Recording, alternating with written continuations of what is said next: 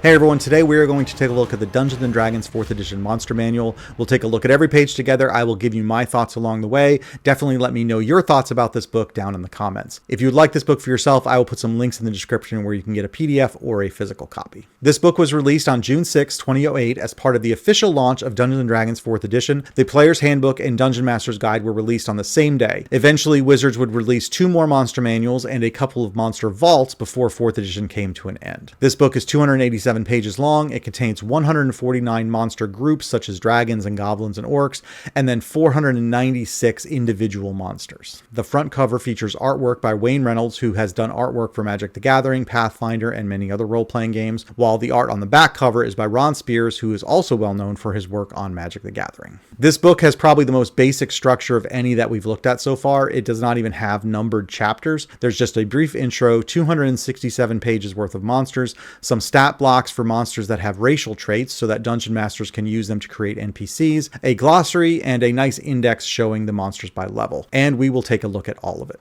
But before we get started, please remember to click that like button if you enjoy these videos, subscribe to the channel, and let me know what other Dungeons & Dragons 4th edition books you would like me to review next. Let's get started. The bulk of this book is contained within the section called Monsters A to Z. The first few pages take you through how to read a monster stat block, and there's an amazing piece of art showing a group of adventurers that are about to have a very bad night. And we get our first glimpse of the monster stat block. It's a nice placeholder showing all the different values that you might see, and then it breaks out each section in detail. It talks about the monster rolls, which I made a whole separate video about if you're interested. They work great for any edition of Dungeons & Dragons. It talks about size, type, keywords. All of these come into play when the powers are being used, and this is similar to the types of things that you would see with monsters in 5th edition. I want to point out that there are no challenge ratings or CRs in 4th edition. 4th edition was my first exposure to Dungeons & Dragons, and so I was not familiar with the notion of a challenge rating. I didn't hear about it until later when I started playing Pathfinder, and at first I thought it was a failing of 4th edition because of how it was being presented to me by the people who were fans of Pathfinder. But looking at it now, I realized that 4th edition had much tighter encounter building mechanics, and so the challenge ratings were really not that important. I do want to point out that elite and solo monsters get action points just like characters, and I really like recharge powers. This is not something that's unique to 4th edition, but it is a mechanic that I wish we saw more of. I like the idea of being able to reuse a power that you might not otherwise be able to. Target defense is a big change in 4th edition, and we have the same for characters. There are no saving throws like we're used to in 4th edition. 4th edition kept attacks very simple. The attacker is always the one that rolls the d20. That power might attack the target's armor class, fortitude, reflex, or will. There was no need to get players to roll saves when it was not their turn. It was a much more streamlined mechanic. And then we get into the monsters. Now, I don't plan to talk through every one of these monsters. As I did with the Dungeon Delve book, if you watch that video, I will page through the book and pause in a few spots to offer my thoughts. If you want to skip to the parts that have my insights, I will put timestamps on the screen to save you some time. I will take a look at the first monster. The Aboleth is a nice example of what you will see throughout this book. Multiple variants of the same monster that align with the different monster roles. It makes it really easy to find exactly the monster that you need for your encounter. We then get some lore and how skilled a character would have to be to know that information about this particular monster. And then we get some tactics that describe how the monster behaves when it is approached or attacked. Now, this is something that I think is really an underrated part of this book and 4th edition in general.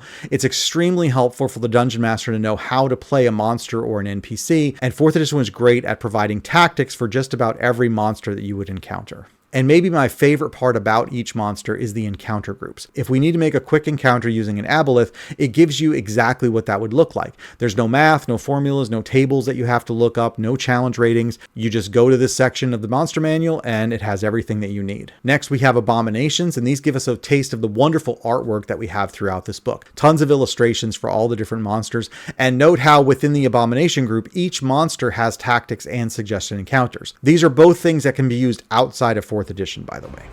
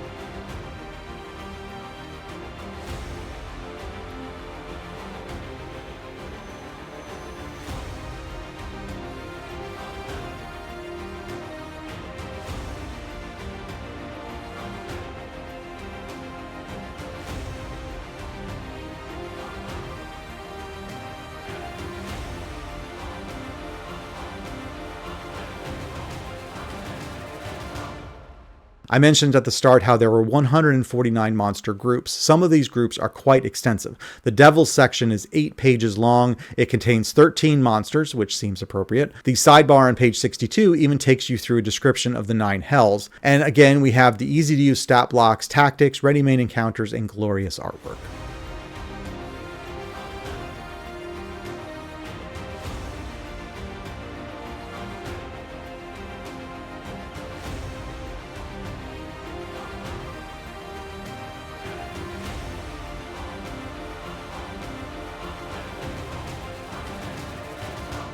Here we get 12 pages with information on dragons. There's an explanation about the difference between chromatic and metallic and other types of dragons in the D&D world. There's a sidebar talking about the dragon gods. I'm actually a little disappointed that this book only contains some of the chromatic dragons. We get no metallic dragons in this monster manual. Over the months that followed the release of the monster manual, we actually got specific books dedicated to chromatic dragons and metallic dragons, and I'm sure that was part of the plan all along. But I feel that since dragons are such a core element of the game, a little more attention to them in this book would have been nice.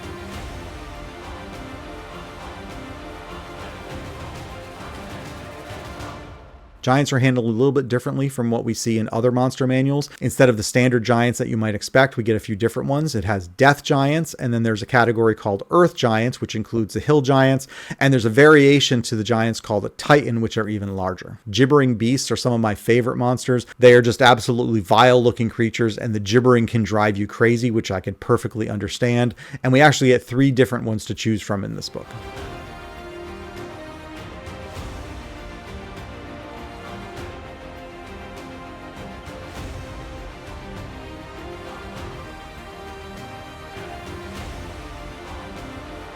There are 7 pages of goblins, including the hobgoblins. This is one of the few monsters in the monster manual that has a variant for every monster role, and there are 10 different encounter groups covering levels 1 through 9.